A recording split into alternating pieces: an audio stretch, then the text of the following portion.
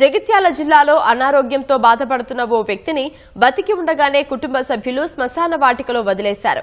మంచినీళ్ల బావి ప్రాంతానికి చెందిన శ్రీధర్ ఉపాధి కోసం 5 ఏళ్ల కిందట సౌదీ అరేబియాకు వెళ్లి ఓ కంపెనీలో పనిచేసేవారు.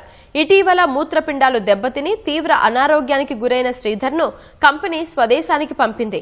అచేతన స్థితిలో ఉన్న అతనిని కుటుంబ సభ్యులు చింతకుంట శ్మశాన వాటికలో వదిలి వెళ్లగా స్థానికులు 108 వాహనంలో ప్రభుత్వ ఆసుపత్రికి తరలించారు. ఈ ఘటనపై పోలీసులు ఆరా తీస్తున్నారు. మన జగిత్యాల చింతకుంట చెరువు దగ్గర శ్మశాన వాటిక దగ్గర ఒక అతను పడిపోయి ఉన్నాడని చెప్పి కాల్ చేసింది. అక్కడికి వెళ్ళేసరికి ఈయన బట్టలు లేకుండా ఎవరో ఒక చిత్తరు కప్పితే పడుకుని ఉన్నాడు. రాత్రి నుంచి అట్లనే ఉన్నాడట.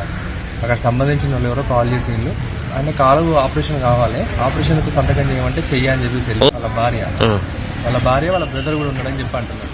అయితే ఆ నైట్ తీసుకొచ్చి పడేసింది కూడా వాళ్ళ బ్రదరే అని చెప్పేసి ఆయననే చెప్తున్నాడు. ఈ ఎందుకైల శ్రీధర్, పేషెంట్ పేరు ఎందుకైనా శ్రీధర్, ఆయననే చెప్తున్నాడు.